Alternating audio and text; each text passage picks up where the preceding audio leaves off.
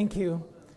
So, thank you very much. As I said before, we are going to stay a little longer today. Make sure this thing off. To talk about the critical issue of finance. Usually, we have the discussions that it's hard to get funding, and the funding sources says it's hard to find good projects. And with that introduction, I would like to present our panelists. Tisha Maragh and Kirkland Bradwell are here in person to give us a bank perspective and climate finance perspective. And we have Sasha Gatansing and Fernando Zuniga online. Hello, Fernando. Hello, Sasha. I cannot see you from here, but sorry. And that also, Fernando is with MPG, and Sasha is with the Commonwealth, and that will also give us their perspectives. And what I will do is, like my prior moderators have done, is I will give the floor first to our colleagues online. If, Sasha, you want to start, I will appreciate. Thank you. Thanks, everybody, and thank you so much for allowing me to be part of this PFAN side event at the Caribbean Investment Forum. And as you know, the climate change COP27 is happening right now in Sharm el-Sheikh, Indonesia. So, I think it's quite fitting that we're having this event here in the Caribbean, where we're focusing on looking at how do we finance, renewable energy technologies, climate adaptation and mitigation, and so forth. And from a climate finance perspective, and from the Commonwealth Secretariat perspective, the focus is to really how can we support the access and mobilization of climate finance to ensure that the most vulnerable communities and people are able to access finance in order to implement, climate action to support building climate resilience. And in the Caribbean, this is of real importance since our small, medium, and micro enterprises are largely informal. So right away, we actually really cut off a lot of our businesses from even being able to access funding that is available. And we all know that funding and finance is never enough. It's not sufficient. But then, what can we do to ensure that the people and the businesses and the communities that need it the most are able to access the money that's there to really meet their climate adaptation and resilience needs? Because what I've been hearing from the discussion on, e-mobility and cooling and energy efficiency is that we have the technology, we have the expertise and the knowledge, but then how are we able, or how are we going to implement this in the Caribbean?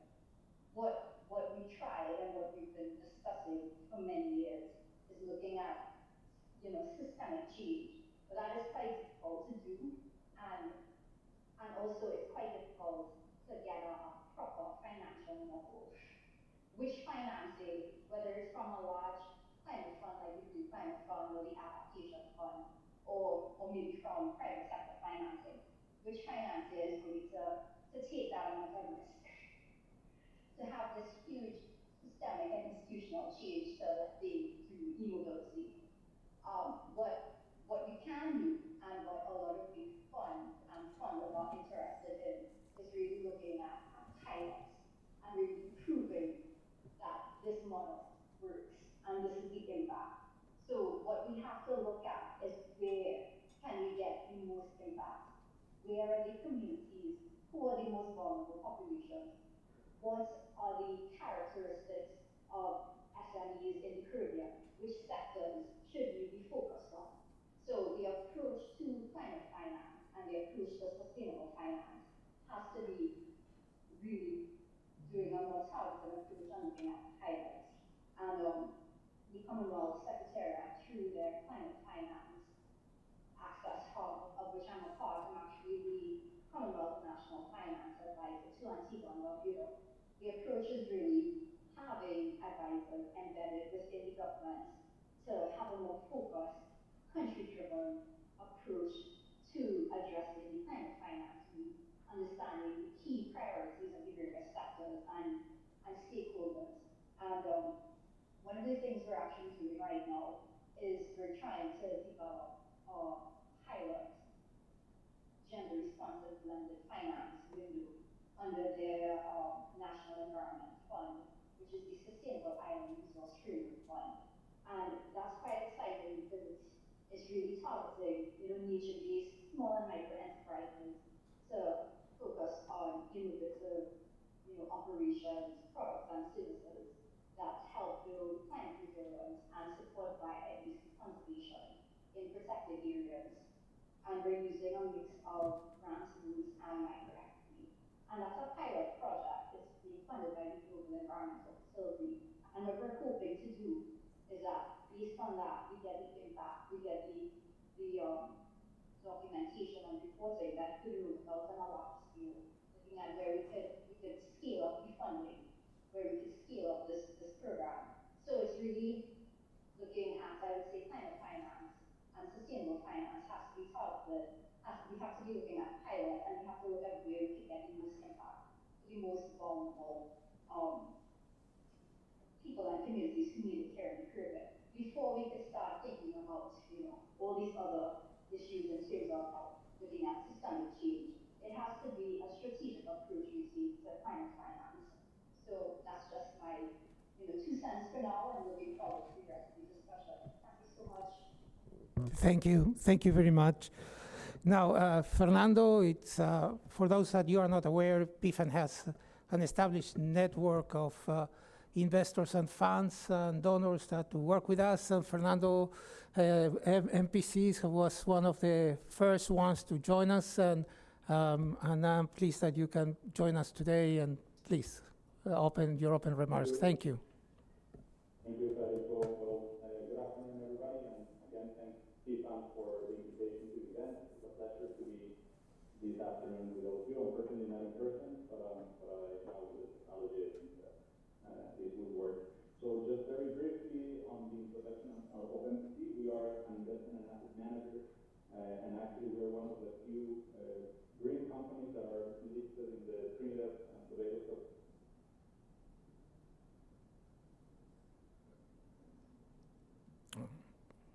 I think we lost Fernando. Can you hear me? Now you're back. Perfect. So then sorry, I think my internet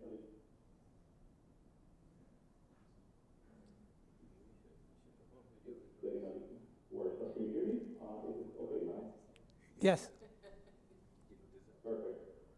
So we've been active in the Caribbean since already more than 7 years, and one of our main activities is in the procurement and identification of renewable energy projects across the region. And as Cash has already mentioned, it has been always a challenge to secure finance, but not only on the equity or debt side, but also the default, and that is something that we've been actively doing, is to find bankable projects. So it is not a matter of only finding equity investors or good projects, but also it's important to have the right policy in place in the country that we have been working on. And I think this is a work in progress. We have seen a lot of improvements within the last 5 years, how government has actively get involved, how the policy has been changing, and how these projects are becoming a reality. So I think it's very important that all players, all stakeholders, put a part of their work so that those projects can become a success in the region. So again, happy to be here today and happy to start this kind of discussion. Thank you, Federico. Thank you, Fernando. Your comments are a good segue to go to Tisha right now for her initial comments. Thank you.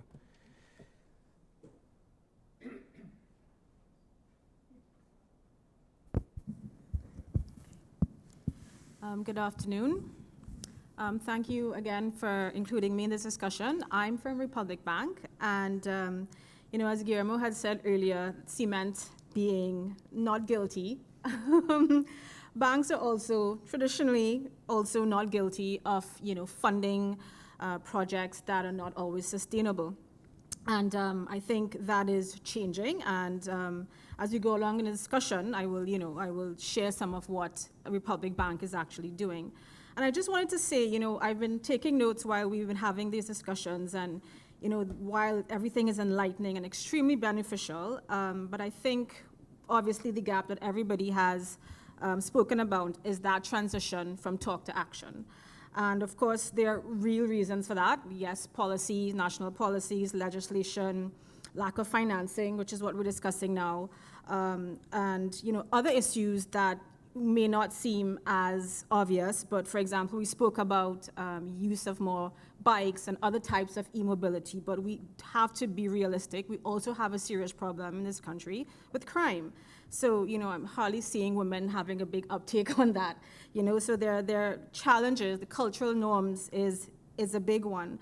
So I think, when we need to address these things, we have to stop thinking in silos, as many people mentioned. And as Mr. Baldev Singh said, we really need to start and get there, because we just be talking in circles. And I think also hearing from these discussions is that, at least from the financial perspective, I see tremendous opportunity in terms of regarding how, we fund things like renewables, energy efficiency, the circular economy. They're talking about waste to energy, green buildings, architecturally sustainable buildings. And, yes, we can fund it, but again, can we fund it fast enough for 2050? And that is where it's critical. So, how are banks really critical in this sustainability discussion? And of course, I think, as I think about it, as being the sustainability head for Republic, I think, banks are critical in many ways. Our role as influencers and lobbyists, because we have a strong voice to really make an impact on national policy and legislation and so on. I think we need to really push that. Creating financial products which support sustainability. So Republic Bank has recently put out 3 public statements in terms of our climate financing. We have committed to reach a target of $200 million for financing sustainable and climate projects by 2025. We also are addressing the SMEs, which Sasha just spoke about. We have a target to support 100 million TT dollars towards our SMEs in terms of financing. And similarly with agriculture across the group. So I'm responsible for the group. This is across our 14 countries. We have a USD agricultural target of 100 million USD. And yes, we made these targets, but we now have to do the work in order to engage these clients to meet those targets. And, we are looking at innovative solutions such as, a lot of blended financing possibilities, looking at outcome bonds like what we've been seeing recently with the green and blue bonds, maybe looking at Suriname and Guyana's possible carbon credit systems. I think there's really a need for the entire, not just the banks operating within these silos, not just the energy sector or people like PFAN and so on. It's really how do we get these things moving? And I think just to tie it up, I think, the banks, yes, we are Republic, I can speak for Republic, there is a strategic imperative to become the bank known for sustainability, not just because we do want to do the right thing. And we have signed on to UNEP FI's Principles of Responsible Banking and Net Zero Banking Alliance, whereby we've just actually set our first target in the commercial commercial building to reduce our target, to reduce our emissions by 26% by 2030. So we have to really now figure out how we're going to do these things. And, ESG, which most of you will know already, is becoming a major player in the way we do business. International regulations is coming up in the EU, which is obviously going to impact the energy sector. as exporters to the EU. So it's really the way the world is heading, and I think the financial sector has a key role to play. So again, thank you, and welcome the discussions to follow. Thank you. Kirkland? Right, good afternoon all. First of all, thank you very much for the invite. I come from a slightly different point of view with respect to financing. I am a scientist by training, but what I have noted, and the things, I've worked on quite a few projects in the past, and the biggest disconnect really is from moving from having the idea and the concepts, identifying the issues and the problems, and then connecting the two. I was once told as a young scientist that the language of science is money. And the point that the individual who told me that was trying to make was that there is very little that gets done without proper structures in place and financing being available to move those structures forward. So with that said, the key to making sure that things get done with respect to something like climate change, climate financing, something that is not necessarily front of mind with respect to normal everyday business operations. It has become more and more prevalent in the sense that people are aware that something needs to be done. But a lot of persons don't understand how they can move from where they are now to where they need to be. You can identify what is wrong, but you may not be able to fix it. And the approach that has been taken, and I'm a PFAN coach, and I'll tell you why I'm going through this entire process. The approach that has been taken by PFAN has been to connect financiers with projects and have in between those two very important roles someone who could coach them along the process, someone who can take identify the problems, identify the risks, identify the challenges, and find ways to move those projects forward to, firstly, and most importantly, securing financing to actually get the project started. And secondly, move the project from getting started to being completed. Because there's no guarantee that getting finance and starting a project means that the outcome will be realized.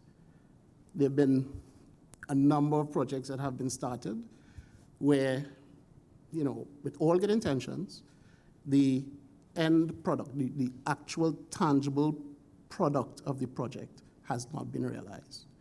And the reason for that is sometimes based on financing, but a lot of the times it's based on being able to adequately apply the financing to solving the problem. And that is the view that I take in coming into this particular process. So in terms of how I see it working, is firstly identifying what the problem, what the issue is. And we've had a number of issues that have come up today. We've had a number of ideas that have been put forward. We've had a number of discussions around what should be done next and how it should be done. But we need to make sure that we identify the benefits clearly, because at some point during the execution of your works, you're going to have challenges, and you're going to need to look back on something that says, this is the result that we want to achieve.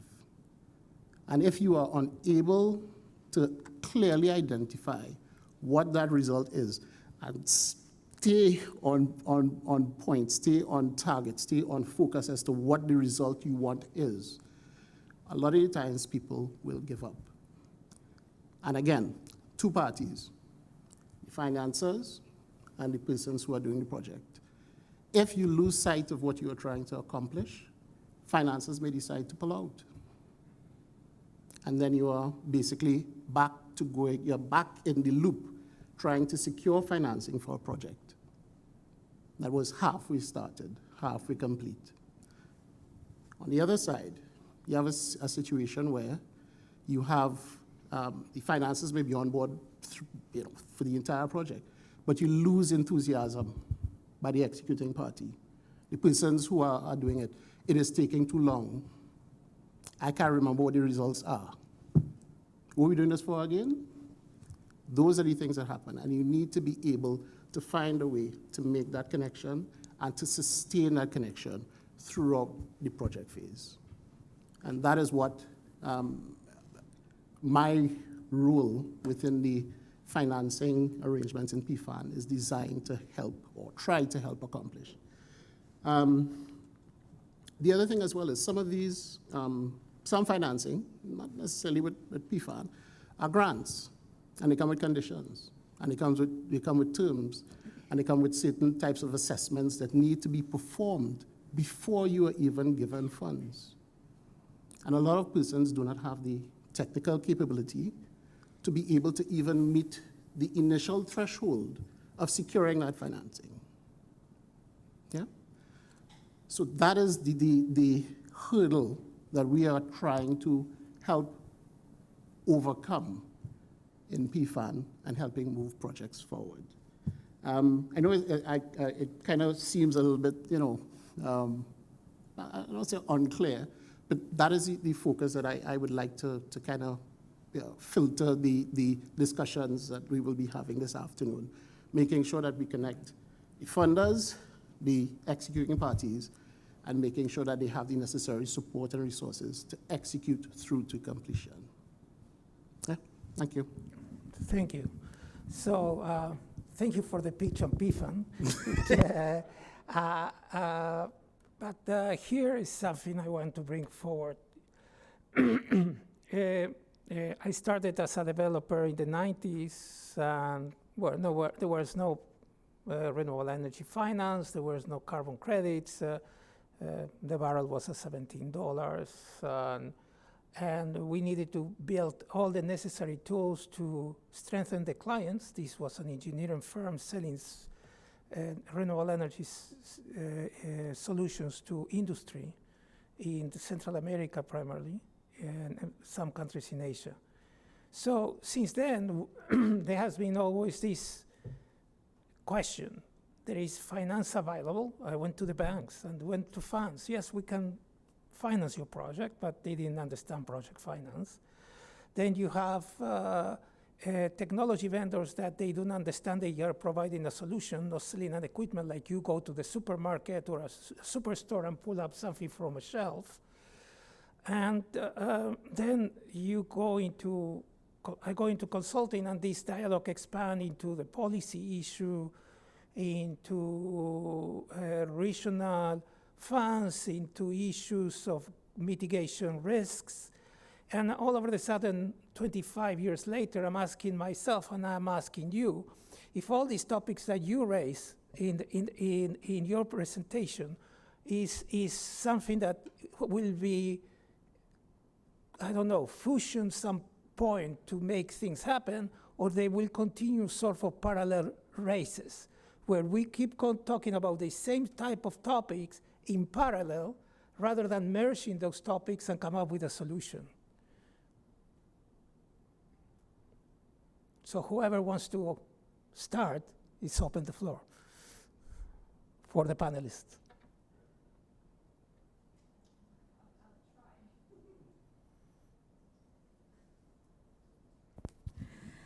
I think there's many parts to that question. So, but I think, it is the underlying issue. Again, the parallel discussions. And I think at least like you, I go way back into terms of sustainability. I started off as a sustainability specialist and working with science and so on as well too. So I've seen the evolution of time over what you've been talking about, and forming and trying to get some sort of cohesive path forward. And I think What I think I'm trying to do at the bank, at least from what I can at least part answer the question, is that are taking on, so we are committing to developing an ESG strategy for the bank. In doing so, we would have to disclose what we are doing. I hope to do that within the next 2 years or so. And as many of you know, these ESG reports are not for the faint-hearted. You are now up to scrutiny by your international peers and so on. And a major part of that is the engagement with our clients. So that is part of what we are trying to do in terms of client engagement. So because we have to set targets for our critical sectors, which are, of course, oil and gas, cement, residential and commercial real estate, transportation, we now have to take these sectors, engage those clients, and let them know what we expect as a bank in terms of what we may have. We are developing negative lists, or exclusion lists, sorry, whereby certain types of, we would not be funding certain types of projects anymore. And we are now going to build into our loan arrangements, financing arrangements, conditions that speak to really trying to change that and to bring them on board with us in terms of what we expect from them when we do fund a project. Are they going to be doing ESG reports? Are they going to be reporting on what the targets that we've set for ourselves on the international scale in our NZB, which is the Net Zero Banking Alliance targets? So, that's just one part of sort of closing in that gap of the different sectors. So at least from my perspective. And again, as I said, we want to engage the people that we can lobby and we have influence over, such as maybe government, such as utility companies. I know in St. Lucia it's happening already. St. Lucia is considering looking at changing their transportation sector into renewables.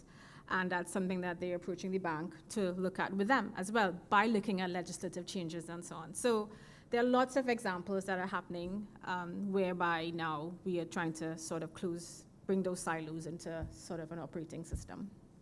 I'll hand over to somebody else to continue. Yes. I don't know if Sasha or Fernando wants to add something. Maybe if I may, but also talking from our experience, one of the main challenges in what I've been seeing on the business, how the market has evolved is, and that is something to remark and very important, is that before 15, 20 years ago, incentives or feed-in tariffs were needed in order to improve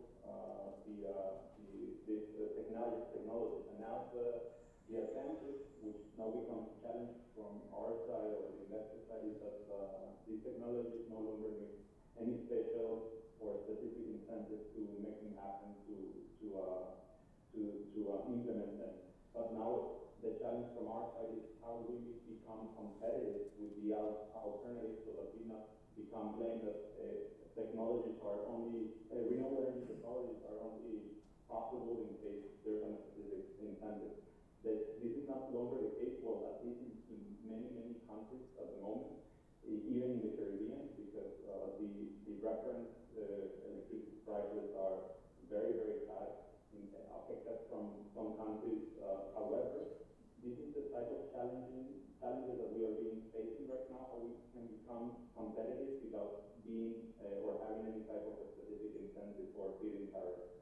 And as Tisha has already said, I mean, this combination of all stakeholders is very important. We need to have commercial banks. In the past, these type of technologies were only financed by development finance institutions or multilateral. This is no longer the case. And actually, we've seen the commercial banks and Republic Bank very, very active now and very competitive as well. And this is how we are seeing this evolution, and it's becoming easier and easier.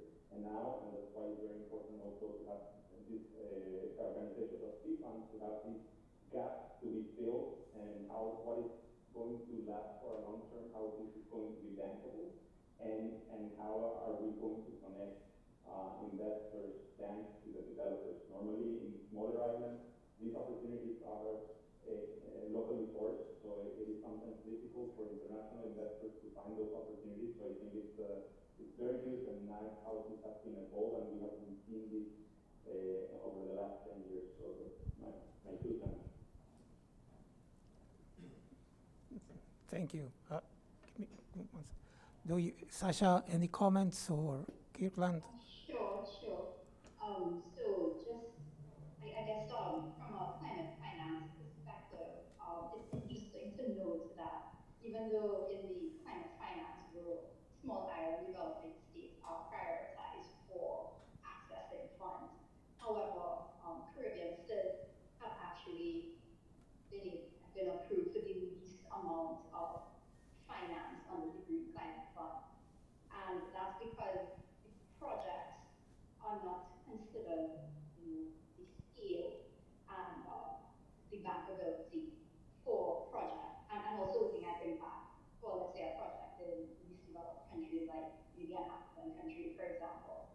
And that's interesting to note because we have the most need and we have one of the highest vulnerabilities in the world, but yet we're not able to access funding that's actually prioritized to us. And it's quite interesting, the reasons why. And one of the big reasons is just the onerous application process to actually develop a project proposal. Then also looking at the fact that we need a sound and very, rigorous climate rationale. And that in itself is, I would say, it doesn't really make sense since, the world already knows we are highly vulnerable to climate change. So why is it that we need to prove that we are vulnerable? And this project and these technologies will actually help to improve our climate resilience, build our national development and so forth. Because by the time, the length of time a project proposal or project developer takes, the vulnerability increases if another tropical storm or hurricane hits, if we're experiencing drought-like conditions.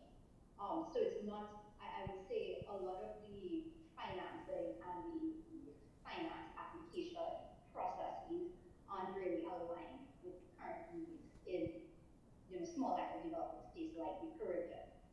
Another interesting issue is looking at applicability and fit purpose of the technologies and innovations for climate change. People have been talking about very innovative technologies for renewable energy and so forth. But we have to look at other issues, the enabling environment, policy, legislative, and regulatory environment. And something that we tend to take for granted, which is the landed cost of technology in islands, which is a lot higher than anywhere else. I mean, getting an electric bus into a Caribbean country is up to almost 10 times the price as if you could source it from the India, right? Because you have to consider things like contract development, like maintenance, training, for ensuring that the bus or the particular mobility technology is working and operational. Then also, what are the required infrastructural changes to support having this sort of renewable technologies? So you have to ensure that the renewable energy, sustainable technology we want is actually suitable and appropriate for the needs and priorities of the country. It could be something that could be simple. For example, if it works right now, hybrid vehicle may be suitable right now for a particular country, or looking at mini grids might be suitable for a particular Caribbean country. So really and truly, it's trying to align projects with the priorities and needs of the country and communities, and trying to find the most suitable funders and financiers to ensure that these projects actually come to fruition. So a lot of moving parts and is trying to understand this is the current landscape that we're in order to move forward. Thank you. Please, thank you very much, Sasha. I would like to open the floor. You have a question. Yes, Sasha, you may be able to enlighten me. If a project, particularly something of a renewable energy generation type project, met the standard requirements, technically sound, it appears to be commercially viable. The operator is then faced with the question of vulnerability, and particularly the assets are going to be exposed, whether it's wind or solar or so, right?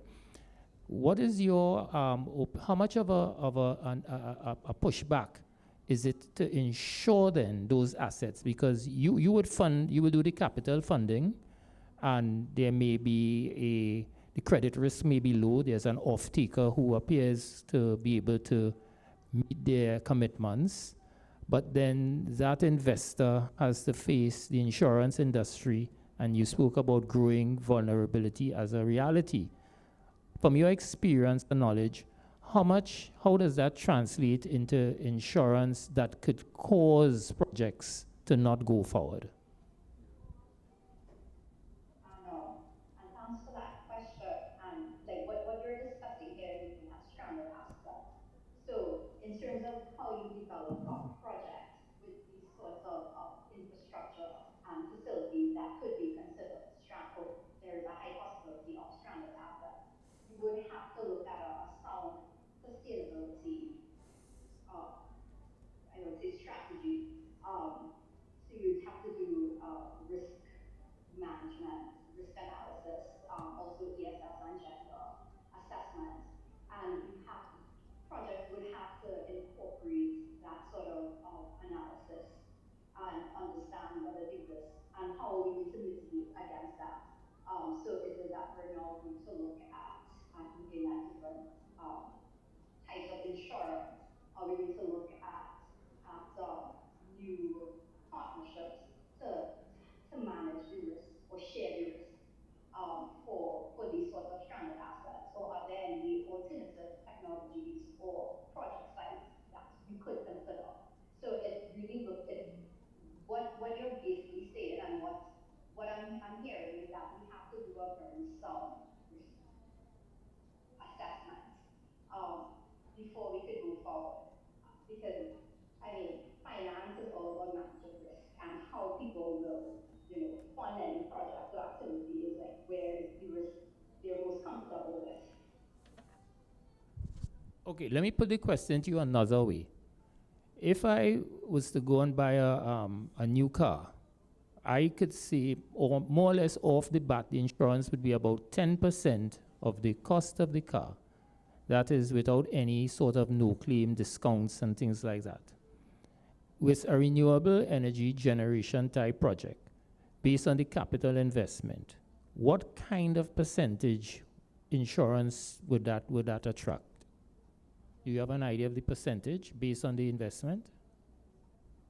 No, I don't, because I don't have the investment and I don't have any other sorts of analysis. And that would have to be a conversation with your investors, with the financial institutions and the insurance agencies and so forth as well. Because now we're actually going into a very interesting discussion on risk management and on insurance, which is something we don't tend to consider when we talk about renewable energy, when we talk about climate change. And that's something that we need to bring into the conversation here, because how do we ensure our assets and our equipment, plants and so forth to take into account climate change? So I would say it's a discussion that has to be incorporated in project development for any sort of renewable energy generation type activity. So I do hope that helps, and I'm sorry I can't give any more information, but I need more data to run. Okay, no problem. I just thought there may have been a kind of industry standard ballpark.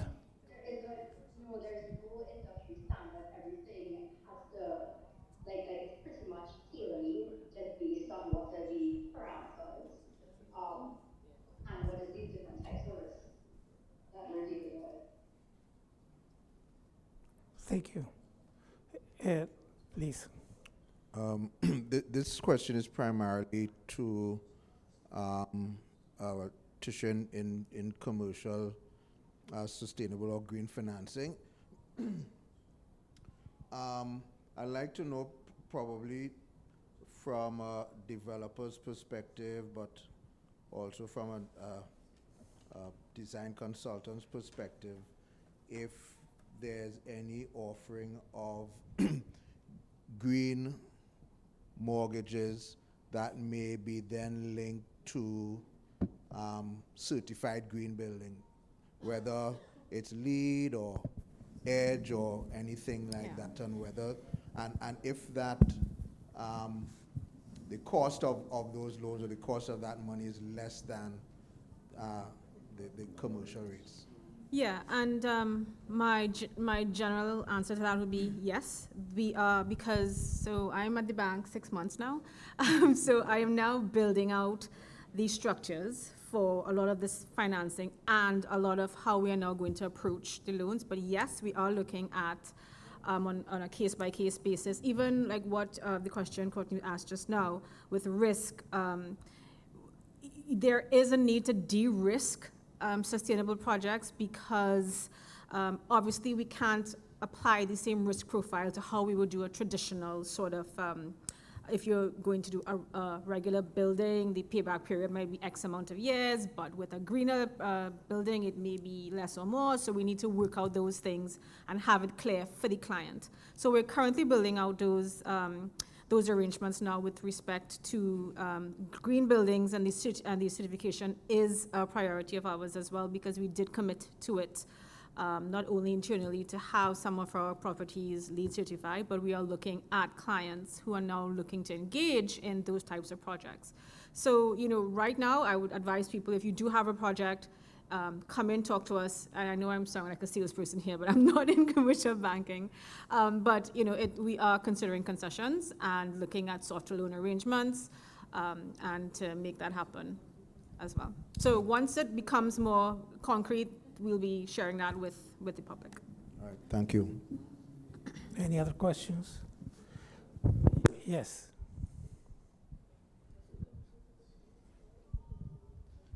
Thank you. So I've had this discussion with PFAN through Ruben in the past.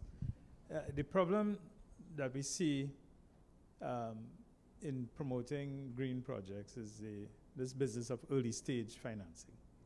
Where do we get the money from to go from the concept to a bankable project? That is missing. And so I described the project that we are on earlier with the power interconnection. It is a viable project because it's a big one. And PFAN sometimes says it's a regional development plan. It's not a project. But each stage of it is viable. The problem is that to get to that point where we could stand in front of a big investor or even the IDB and so on, needs a certain amount of money. We don't have venture capitalists in the region. We don't have angel investors. And with due respect, the banks are now talking the talk, like Republic and Answer Finance and so on. But when you approach a bank, it's really the same conversation. Still, it's all about your risk, it's all about your collateral, and all of these things. And we can't get past that with some of these projects. So what are you going to do to help us through that?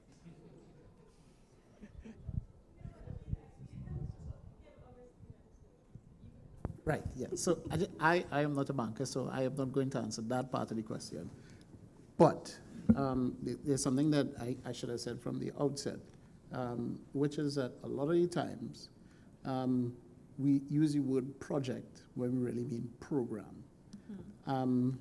And just to be clear, for those who are not across, you need to break it up and have a series of interim deliverables. Something that you could say, okay, we want to move this jug from this end of the table to that end of the table. But in order to do that, we need to move from here to here first. Yeah? make sure we do our assessment, make sure, we get the certified lifter, make sure the person has, sufficient food in their system, they won't fall down, and then move it from here to here. So I'm being, intentionally ridiculous here. But the point that I'm making is that a lot of the times we want to get from point A to point Z with the minimalist of effort and the most efficient timeline. And sometimes from the financer's perspective, that's not realistic to them. They want to see incremental steps, and they want to understand the risks associated with the first couple of steps. Because you build confidence, you build credibility when you move forward. And if you try to start something that is large, or attempt to do something that is large, you may not have the credibility collateral, I should coin that term. You may not have the credibility collateral to get from where you want to be to where you need to be. So you maybe need to look at smaller steps and breaking it up. And I think that's where someone who could probably help you in terms of structuring the project would be useful, right? But with that said, I will turn it over to the more hard financiers, people who could give you more clear information as it relates to those things. Yeah? What he said. But it's a real problem. I get it. And that is part of it as well, too. And it's something that we do recognize. And, we have not reached the stage yet at the bank where we have come to that level of really, again, speaking about de-risking a project as opposed to, as you said, a nice program where you want certain things. But it's something we started, the bank recently put together an SME unit where we are going to provide targeted guidance to those types of clients when they come in with a proposal, how we can probably structure it for them to break it up to see how they can best access funding. So we're just starting, as I said, I know it's a problem and I know it's something we keep hearing over and over again. So I hopefully when we do come back to update in a few months or so, if I have updates to provide, I will get it done. But as for now, yes, it's something that I can't see, okay, we miraculously solved this problem. But we haven't so far. If you could allow me to put a different angle on it. So we at CIF are working on a sustainable agriculture project, trying to prove up that the 2-acre portions of former sugarcane land given to former sugar workers can be farmed sustainably if you apply climate-smart agricultural techniques and give a credit for the carbon that is sequestered in the farming plot. So we have a pilot running, and we managed to get some Point Lisa's companies to put money in with the idea that they will get an informal carbon offset for what they have created in terms of carbon sequestration. Now the farmers have natural capital by way of their title or occupation of the land. That's not normally something the bank will accept as collateral. So the dilemma we have right now is that we're proving it up that it will work, but we want to produce a business plan for a farmer as a template that they could fill out and come to gain financing. And we're not seeing where that financing is available for them. And I can actually put you on after probably to the person who's now in charge of that SME unit to probably offer some advice on going forward, because we are looking at something with AICA as well. I'm not sure how you guys are involved, but again, you're trying to form the partnerships that are necessary to engage. So that might be something we could actually explore going forward. So I don't know if I would like to open for last time the microphone to the panel as we are wrapping up. Our time is coming up, so I don't know if the panelist wants to add something else.